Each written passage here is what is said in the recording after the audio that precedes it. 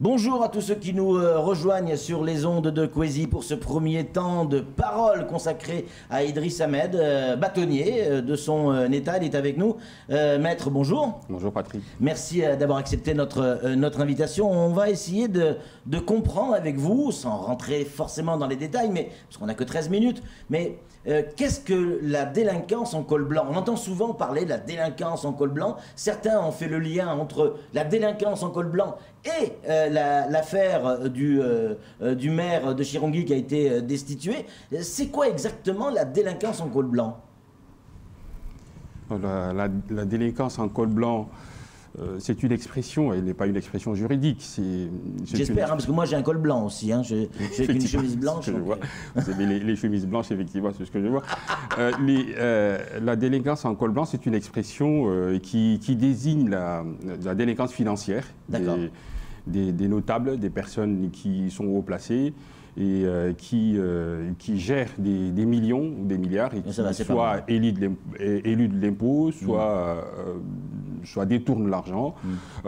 Est-ce qu'on peut employer ce terme pour des élus ou pour des fonctionnaires? Je ne le pense pas. Mais cette délinquance, effectivement, a une certaine ressemblance avec ce qui est reproché aux élus, c'est-à-dire dans la loi, ce que la loi appelle les atteintes à la probité, c'est-à-dire les atteintes à la probité, notamment la prise illégale d'intérêts, la corruption de fonctionnaires ou des élus, le détournement de biens ou la soustraction de biens. Et tout ça, ça existe à Mayotte? Ça dit, c'est bien évident, puisque le code pénal est applicable à Mayotte depuis toujours. Donc la loi... Non, on trouve ce genre de délinquance à Mayotte? Alors, la délinquance en col blanc, je n'en sais rien, puisque je n'ai pas du tout le souvenir d'avoir vu des cadres de société jugés ici à Mayotte. Je n'ai pas le souvenir. Cela ne veut pas dire qu'il n'y en a pas. En revanche, en ce qui concerne les atteintes à la probité, oui, il y a eu des maires qui ont été jugés depuis une dizaine d'années que je suis ici. J'ai vu des maires jugés, des élus jugés, et en dernier lieu, effectivement, nous avons le cas du maire de Chirongui. Saïd Adounani. Hein. Voilà, Est-ce que lui, il est concerné par la délinquance en col blanc? Comme je le disais, le terme, je ne sais pas si vraiment ce terme s'applique aussi aux élus.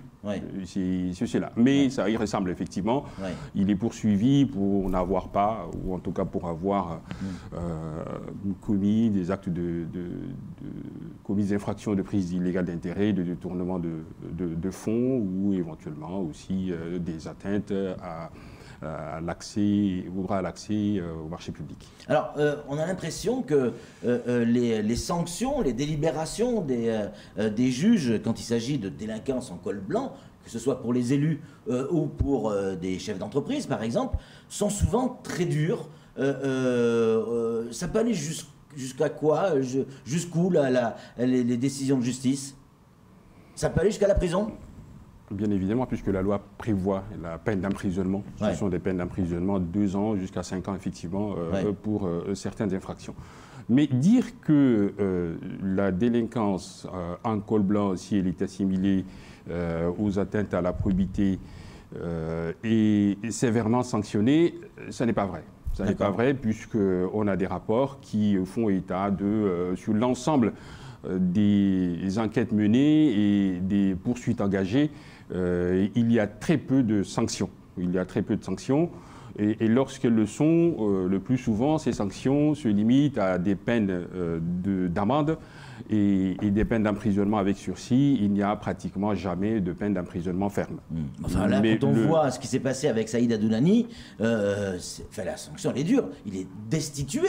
C'est du reste Youssouf Abdallah, son premier adjoint, qui le remplace. Il sera sur notre plateau demain, je crois, pour évoquer ça. Est-ce que vous avez le sentiment, je ne sais pas si vous avez le droit ou le pouvoir de répondre à cette question, mais est-ce que vous avez le sentiment, comme certains l'ont sur les réseaux sociaux, que la sanction a été lourde pour Saïd Adounani? Si, la sanction elle est lourde, d'autant plus que j'ai assisté et j'ai représenté certaines personnes poursuivies pour recel.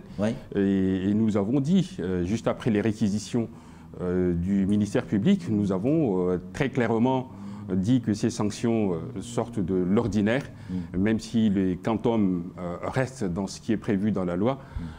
la sanction, et surtout la sanction la plus lourde, c'est celle qui consiste à demander et obtenir l'exécution provisoire de la peine complémentaire d'inéligibilité. C'est une sanction extrêmement lourde quand on regarde surtout le produit, c'est-à-dire le produit de l'infraction. Le produit de l'infraction se limite à 150 ou 200 000 euros, étant précisé... Le problème, c'est que c'est de l'argent public. C'est ça le souci, quoi. C'est que c'est nos impôts. Mais de l'argent public, moi j'ai vu quand même... J'ai vu quand même les nouvelles de Mayotte ont titré en une que le maire de Chirongui a été sanctionné plus que l'ancien Premier ministre François Fillon. Oui. Et moi, je considère qu'il a été encore beaucoup plus sanctionné qu'un autre maire ici, à Mayotte, à qui il est reproché d'avoir... Et comment vous l'expliquez? Pourquoi? Je n'en sais rien. Moi, je dis que cette enquête a été menée à charge et entièrement à charge. Je l'ai dit au jour de l'audience, je le dis encore aujourd'hui, c'est une enquête qui a été menée à charge et on avait le sentiment que la décision avait été prise, que les jeux étaient faits avant même qu'on arrive au tribunal. Parce que les fautes, elles sont avérées. Les fautes sont reconnues. Non, c'est la sanction qui est... l'histoire des voyages à Madagascar, le fait d'avoir un garde du corps de 70 ans... Mais ça, c'est l'analyse des enquêteurs et du procureur qui a été finalement partagée par le juge. Oui. Mais ce sont des faits. Oui, les faits sont établis. On est d'accord. Mais que ces faits aient un caractère délictuel, là, c'est pas établi. D'accord. Là, c'est pas établi. Oui, ils sont allés à Madagascar, ils ont expliqué qu'ils sont allés pour rencontrer des personnes et ça, c'était sur la base d'une délibération. Ils sont allés à Issoudun, pour des formations, et là aussi, c'est sur la base d'une délibération. Maintenant... il a aussi un garde du corps qui est âgé de 70 ans. C'est pas vrai qu'il n'est pas âgé de 70 ans, il était âgé de 65 ans, et moi, je veux qu'on me sort le texte qui interdit le cumul emploi-retraite. Je veux voir ce texte-là, je ne l'ai pas vu. J'ai demandé au procureur de me produire ce texte, je ne l'ai pas vu. Il y a possibilité de cumuler... Ce n'est pas un emploi fictif, puisqu'il n'est pas poursuivi pour emploi fictif, pour celle de détournement de fonds. C'est vrai. Donc ce n'est pas du tout un emploi fictif, c'est un emploi réel, mais maintenant on dit que cette personne est âgée, qu'elle ne peut pas assurer la sécurité du maire. Le maire n'a jamais prétendu que cette personne assurait sa sécurité. Cette personne a été... embauché pour filtrer les personnes qui entraient et sortaient de la mairie parce que le maire ne pouvait pas utiliser les ASVP pour ce travail-là. Et donc cette personne, c'était une personne qui travaillait déjà, c'était un ancien fonctionnaire me semble-t-il, comment on appelle pour les enfants, ce qu'on appelle... Pour les enfants? Pour l'académie de Mayotte, le vice-rectorat, me semble-t-il. Le rectorat maintenant? Voilà, c'est ça. Mais c'était le vice-rectorat déjà. Oui, qui était à la retraite. Oui. Et qui a été embauché sur un poste de contractuel. Je ne vois pas du tout où se trouve l'emploi fictif. D'ailleurs, il n'est pas poursuivi pour l'emploi fictif. Et surtout, je suis quand même très étonné qu'au niveau du tribunal, on considère que cette personne est condamnée pour, soi-disant, qu'elle était âgée de 67 ans. Ce qui est quand même assez curieux. On condamne une personne pour avoir occupé un emploi parce que cette personne est âgée. La justice est dotée de moyens. On dit souvent, et même sur ce plateau, sur Kwesi, on l'a dit, que la justice n'avait pas assez de moyens. Là, elle s'est dotée de moyens, des enquêteurs de la brigade financière, des investigations qui sont faites pour pouvoir aller chercher justement des gens qui abusent de l'argent public, c'est-à-dire de nos impôts, de notre argent. C'est plutôt une bonne chose. On va pas aujourd'hui reprocher à la justice de se donner les moyens d'avoir des enquêteurs. Ce serait une bonne chose si le détournement est avéré. Et là, vous avez... Ça a l'air de vous agacer, ça. Mais bien sûr, parce que vous avez une série d'infractions. D'abord, la location de véhicules. On poursuit deux loueurs de véhicules pour avoir loué des véhicules soi-disant chers. Nous avons démontré par A plus B que les prix qui sont fixés n'étaient pas élevés, n'étaient pas exagérément élevés, n'étaient même pas élevés comparés aux autres, aux tarifs qui sont pratiqués par les loueurs officiels qu'on voit. On reconnaît dans le jugement qu'effectivement, finalement, les prix ne sont pas excessifs, qu'ils sont comparables à ceux qui sont pratiqués par les loueurs professionnels, mais sauf que ces personnes ont des liens avec le maire. Donc, ces personnes n'avaient pas le droit de louer des véhicules à la mairie de Chirongui. Pour les emplois... Si c'est la loi... la loi ne le dit pas. Il faut encore établir ce lien. Le fait d'appartenir à un même village ne veut pas dire qu'on a des liens avec un maire. Ce n'est pas possible. La loi ne le dit pas. La loi dit qu'il faut établir un lien pour qu'il y ait prise illégale d'intérêt, pour qu'il y ait détournement de fonds, pour qu'il y ait atteinte à l'accès au marché public. Il faut les caractériser, mais ça n'est pas caractérisé. Les questions qu'on leur a posées, moi j'ai vu un de vous journalistes dans la salle, les questions qui leur ont été posées, c'est essentiellement, pendant 7 heures, 8 heures de débat, c'était quoi les questions? C'était, avez-vous, oui ou non, des liens avec le maire? C'est cela. Mais ils sont tous du même village de Chirangui. La loi ne dit pas que parce que j'appartiens à un village que je n'ai pas le droit de participer, de prendre part ou de candidater à un marché public. La loi ne le dit pas. Ah bah moi, je veux savoir. Je veux très franchement vous dites, on reçoit des questions, Maître Ahmed, Idriss Ahmed. Vous dites, c'est une enquête à charge. Qu'est-ce qu'une enquête à charge? Une enquête à charge, une enquête à charge, ça veut dire tout simplement que l'enquêteur ne prend absolument pas en considération les éléments qu'on lui donne à décharge, il les met de côté et il insiste.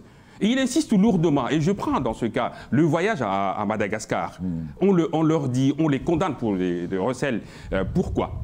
Pour le voyage à Madagascar, on dit qu'il y avait un fonctionnaire qui voulait venir avec eux et qui finalement n'est pas venu parce que sa femme lui a dit « Non, tu ne vas pas aller à Madagascar parce qu'à Madagascar, quand on n'y va que pour le tourisme sexuel. » Soyons sérieux. Vous allez à Madagascar pour le tourisme sexuel? Non. Les gens qui vont à Madagascar pour le tourisme sexuel? Ah ben non. Parce que déjà, penser que le fait de faire un voyage à Madagascar, c'est du tourisme sexuel, c'est une insulte aux Malgaches, c'est une insulte à Madagascar. Madagascar, c'est un grand pays. Et quand j'ai envie d'y aller, j'irai. Et ce n'est pas pour du tourisme sexuel. Donc il faut qu'on arrête, c'est ça. On dit parce que la femme d'un tel a dit. Sauf qu'on n'a pas vu la femme d'un tel, on n'a pas vu un tel. Il fallait qu'on les voie. C'est donc ça une enquête à charge? C'est ça, c'est une enquête à charge, effectivement. Parce que quand on produit des documents, quand on vous dit non, nous sommes allés... C'est dur ce que vous dites. Si, c'est vrai. Une enquête à charge, c'est une enquête à charge. Une enquête, elle est quand même établie par des fonctionnaires, que ce soit de police ou de gendarmerie, des gens dont c'est le métier. Ils ont pour objectif de faire une enquête en écoutant les deux parties et de faire une espèce de rapport, c'est la fameuse enquête, qui va être remis soit au juge, soit au procureur, pour donner un avis. Alors c'est une enquête à charge, puisque, je vous dis, on a quand même obtenu deux relax. Je vais vous dire une enquête d'autant plus à charge qu'un enfant du maire a été convoqué directement à tribunal sans jamais avoir été entendu.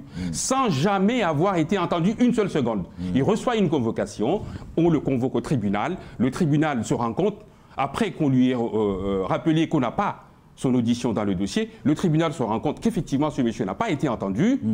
Et donc il le fait savoir, mais le ministère public prend quand même des réquisitions contre lui. Et ça, c'est pas une enquête à charge. Vous voulez qu'il y a eu de relax. Et c'est pas parce que c'est un fonctionnaire de police ou c'est un gendarme qui a fait une enquête que c'est de la Bible, que c'est le Coran, qu'on n'a pas le droit de contester. Parce que sinon, il n'y aurait pas de jugement. On se contenterait des enquêtes qui ont été menées et dans ce cas, on condamne les personnes. Non, c'est pas ce que dit la loi. La procédure pénale prévoit que les personnes doivent être jugées devant une juridiction et que cette juridiction doit être impartiale et qu'ensuite, de leur audition, le tribunal ou la juridiction prend une décision. Vous avez un parti pris. C'est pas une question de parti pris. Je vous rappelle les règles. Non. Vous défendez vous êtes en train de me dire que c'est parce qu'une enquête a été menée et qu'elle est déjà une parole divine et qu'on n'a pas le droit de la contester. Non, pas dit ça. Si, mais c'est ça ce que je suis en train de me dire. Moi, j'ai eu l'occasion d'être entendu dans le cadre d'enquêtes différentes et variées, à charge et à décharge. Et nous, on considère que c'est à charge. Comme souvenir, les enquêteurs font un boulot, j'allais dire, classique, c'est-à-dire qu'ils écoutent ce qui va et ce qui ne va pas. Sauf que moi, j'ai pas du tout le sentiment qu'ils ont écouté ce qui ne va pas. Voilà. Voilà. Pourquoi vous êtes en colère comme ça? Non, je ne suis pas en colère.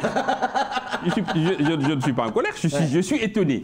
Voilà. Qu'est-ce qui va... Je ne serai d'autant plus, je serai d'autant moins en colère que les condamnations qui ont été prononcées contre les personnes poursuivies pour recel, ça reste dans le raisonnable. Donc je ne suis pas du tout en colère. Je dis tout simplement que parfois on a le sentiment que la culpabilité a été forcée.